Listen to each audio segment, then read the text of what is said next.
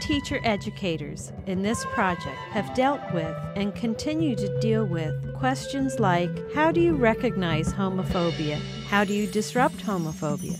And what skills do you need to disrupt homophobia?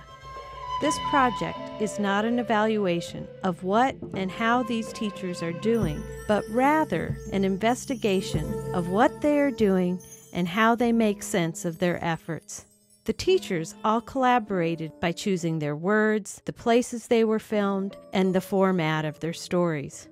My hope for this project is that the stories will help you to understand the negative ramifications of homophobia and challenge you to imagine ways you can disrupt homophobia in your teaching.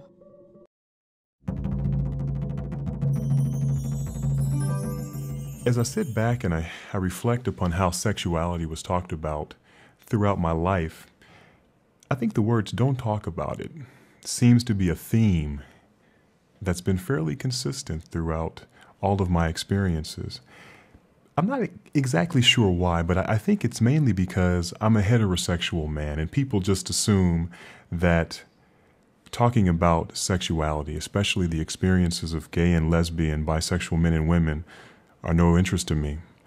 Maybe that's because heterosexuality is this invisible norm that we measure everything by. On the contrary, there are so many times when the words, "let's not talk about it," shut down any genuine understanding.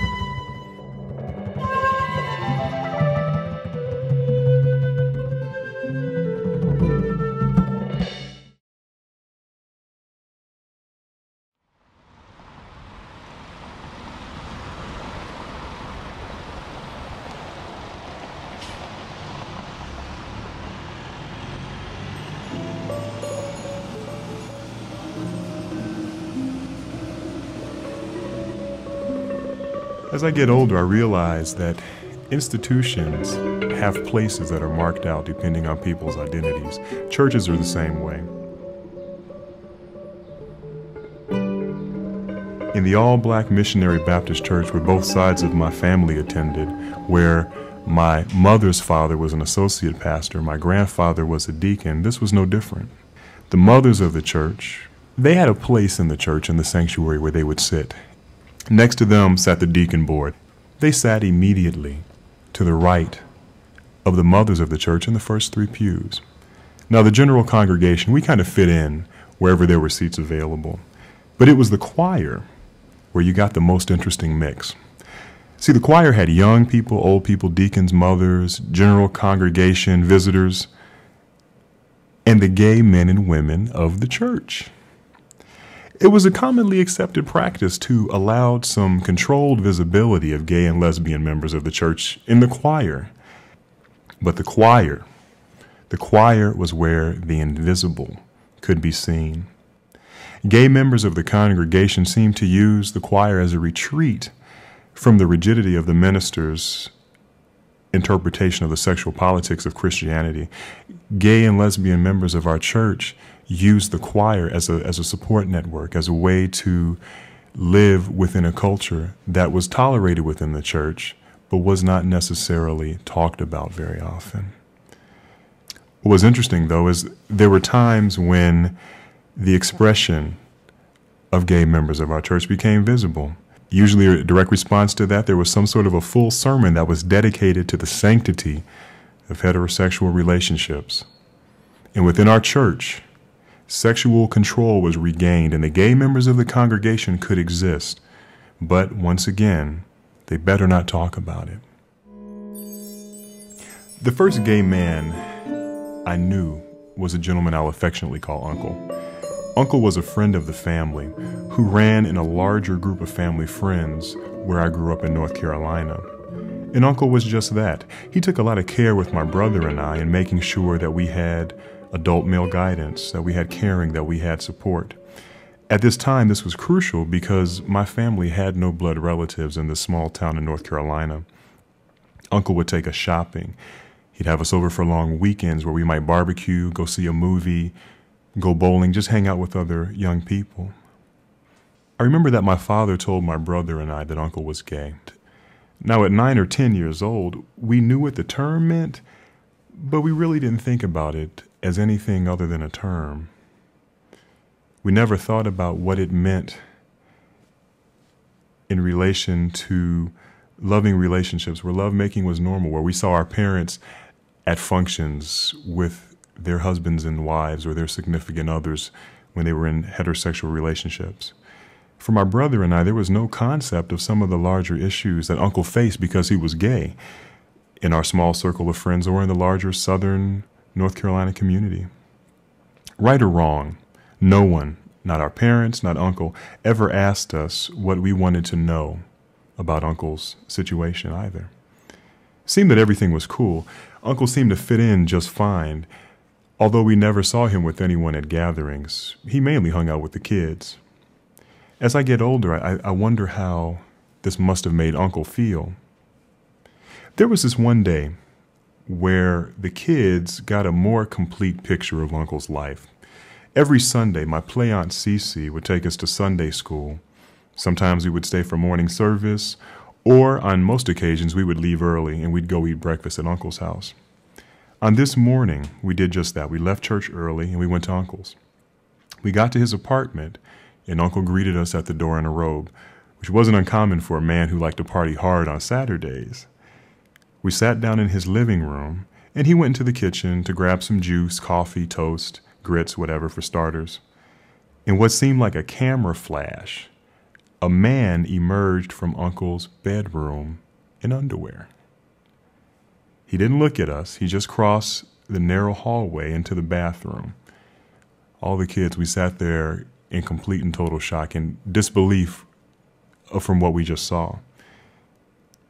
As the man left the bathroom and crossed back into Uncle's bedroom, we shot each other glares tinged with shock, questions, embarrassment, you name it. We were going through a full range of emotions.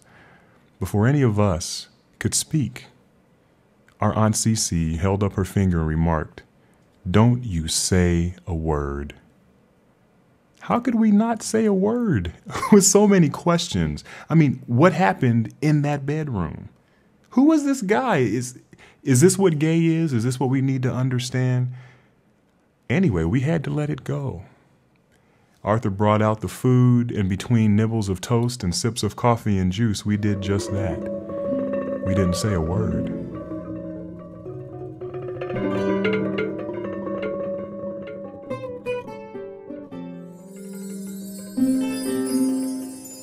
I taught in a middle school in central Illinois in a fairly conservative community.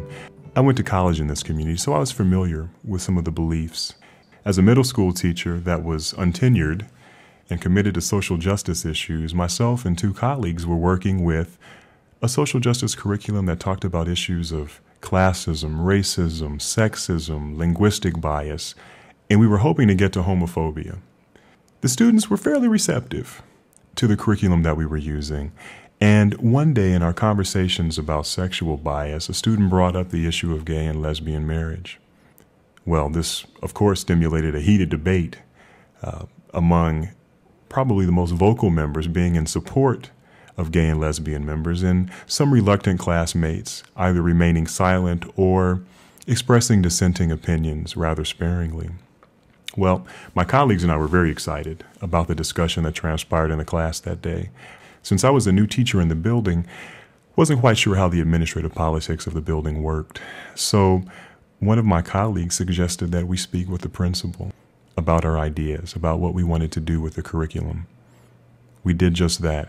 Now, the principal of our building is a fairly progressive gentleman in a lot of ways. When we brought this idea to him, we shared with him some of the ideas that we were thinking about, and we were met with a rather surprising level of resistance. Rather than look at the fact that we were trying to promote some aspect of social justice, our principal became more concerned about the negative publicity that the school might receive in bringing such issues into the classroom. He was concerned that there may be a backlash from parents.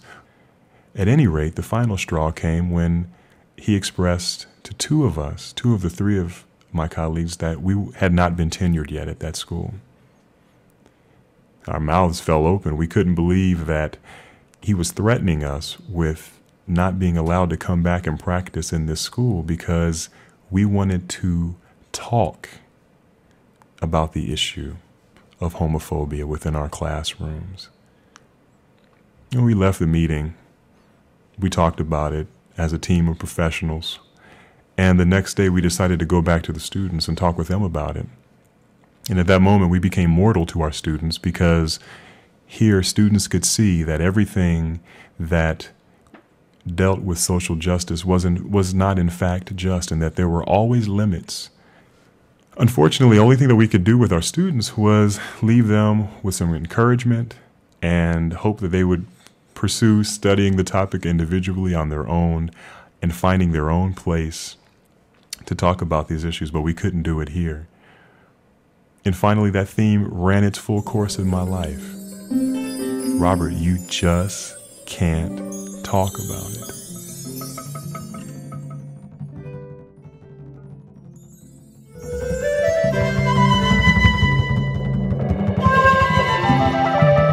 The accomplishments in my life, I think, such as sailing a boat on my own and playing marimba and being an accomplished lap swimmer and being a woman who loves to canoe and kayak, and especially kayak alone with my dog, are practices that have come about because of the support that I've received from both the risk takers and the people who love adventure in my life.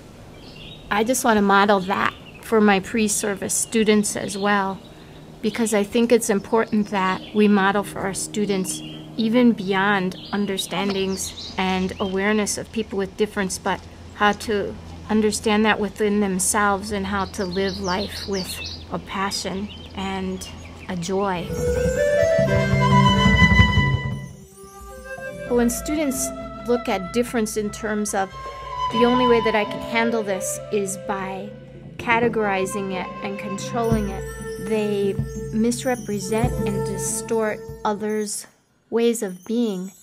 There are several experiences that I've had in my life that have opened for me possibilities of thinking beyond these binary oppositions. And one of those experiences was when I broke my neck in a car accident when I was 18. When I first broke my neck, it was really traumatizing for me to engage in society because of the way that society constructed me as disabled, as almost repulsive. It was, for me, it was a suffocating experience, and it made it just utterly impossible for me to keep any kind of connection between my mind and my body and my soul as I understood it at that time. These three parts of me were completely either disconnected or silenced. And I feel that this happened for a number of reasons. It was actually a dynamic. It was this feeling of disconnectedness from myself and isolation from myself was very damaging and illuminating. Yet for my students, I would like to think that they needn't go through such extremes of humiliation and suffering in order to reach a place where they're able to appreciate difference within themselves and others.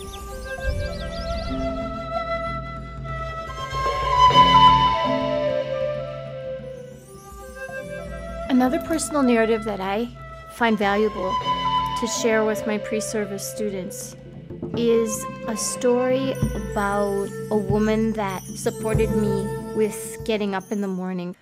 One of the women who worked for me had to move away suddenly, and I put an ad in the paper looking for someone to take her place.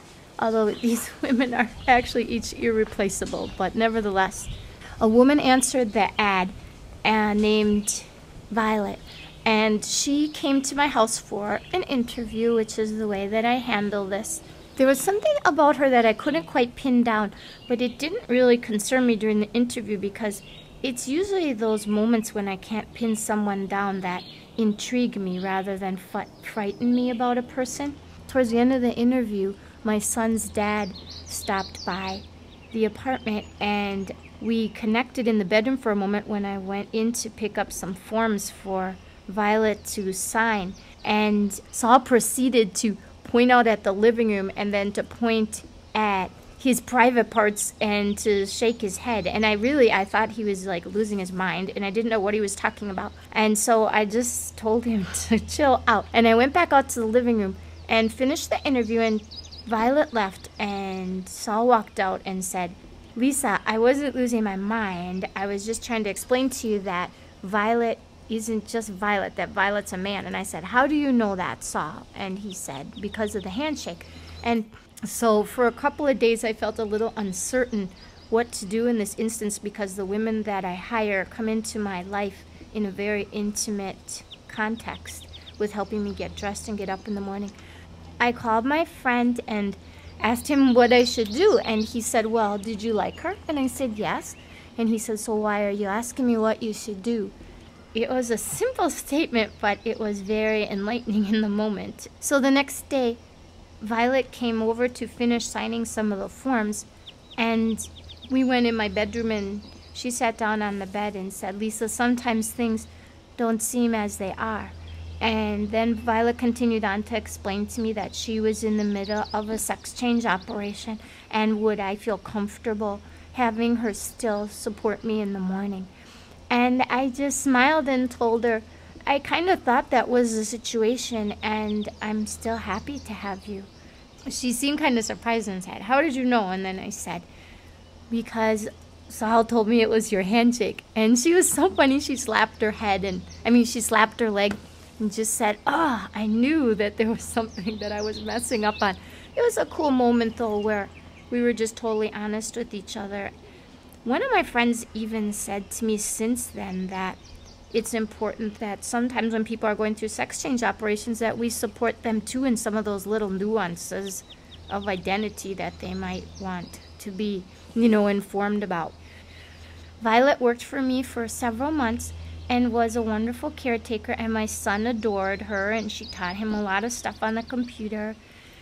And this is a story that I share with my students in order to encourage in them a self-reflection and an awareness of the beauty and strength of engaging with difference, to love difference, or to love someone who's different because of their difference and not in spite of it.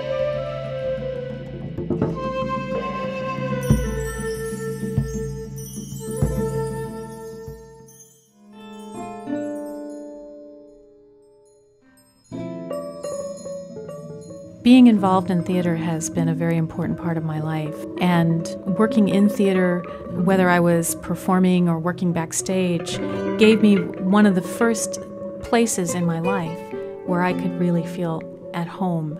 But from the very first show that I worked on in high school, I felt as though I'd come home.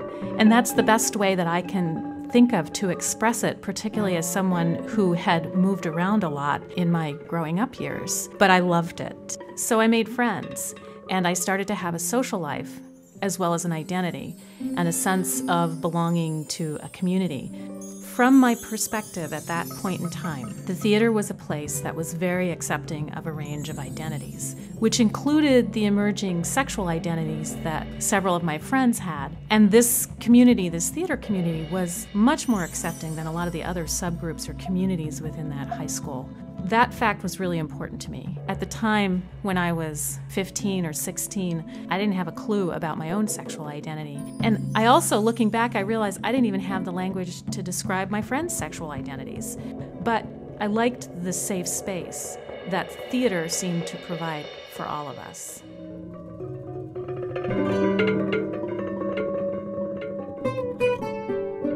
But I do have a fear. I have a fear of being in a group and saying, "Hey, I'm your teacher, and I live with a woman." I think I'd have a hard time doing that. I'm queer, if I have to say it.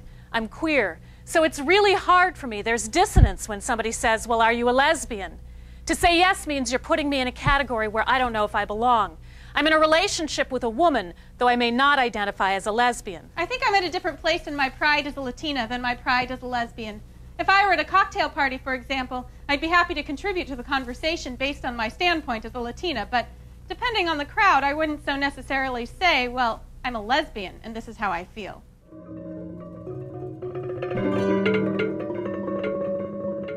it was something of a shock to me when I started to teach acting, and almost instantly found myself in situations where moments of homophobia would bubble up in the classroom because of acting choices that students made or because of something that someone said in response to an acting scene.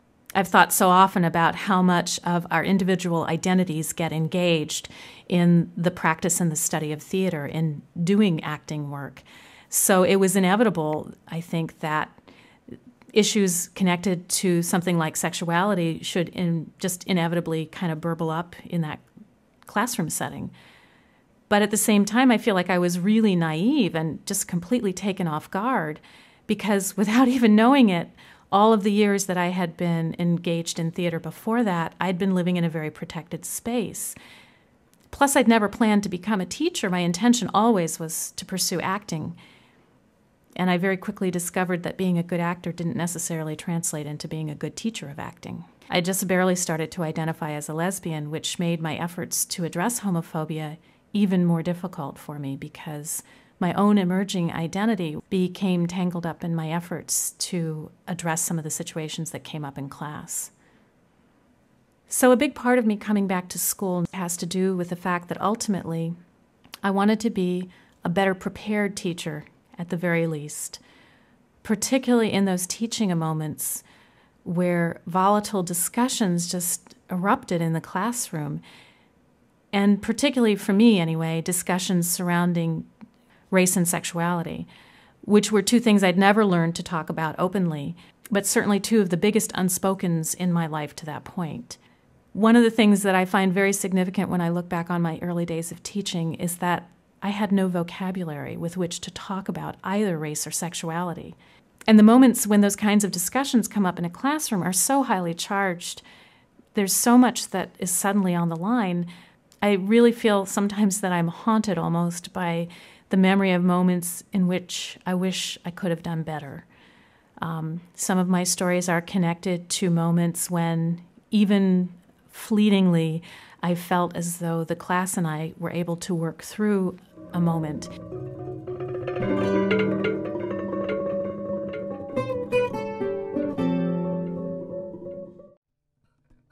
I had two male students who were working on an open scene, which is a scene in which there's a very brief, innocuous, memorized dialogue that could mean just about anything. The whole class was using the same dialogue, which was composed of maybe 10 or 12 lines, but each different pair of students created a different situation in which the dialogue could occur. So I had two male students who created a scene about two lovers breaking up with each other. They decided to perform the stereotype of male homosexuality.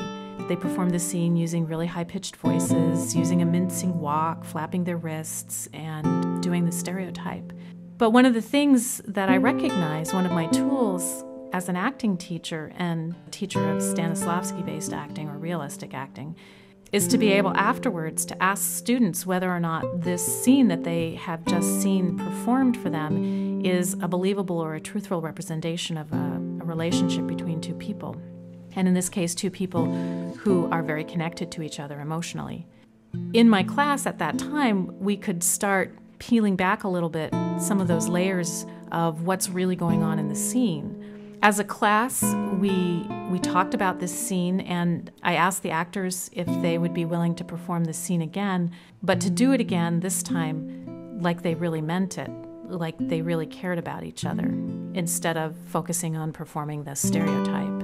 And then fortunately for me, the two young men agreed to do the scene again, and suddenly the whole scene took on a whole different meaning. The interaction became scary in some ways, certainly for the actors, and I think for the class perhaps as well, and dangerous and highly charged, because the two actors were no longer performing a caricature or a stereotype, but were instead interacting as two men who really wanted or needed something from each other.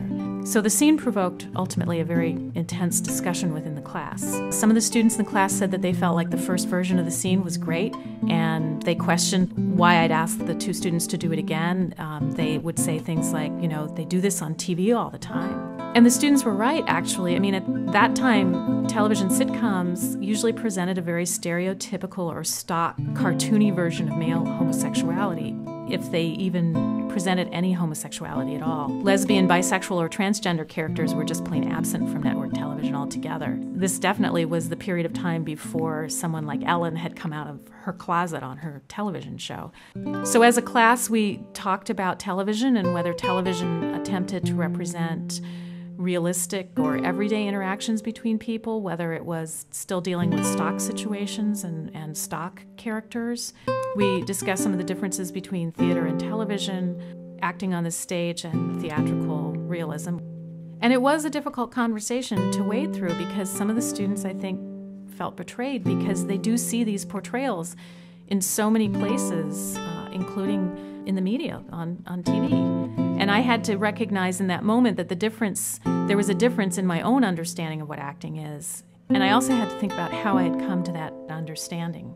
There were a lot of things in that class that we all had to work through. But I think what I really appreciated was that as a class we got a chance to discuss all of this. And through the acting exercise, we found a way for these two students to relate to each other's character on a different level.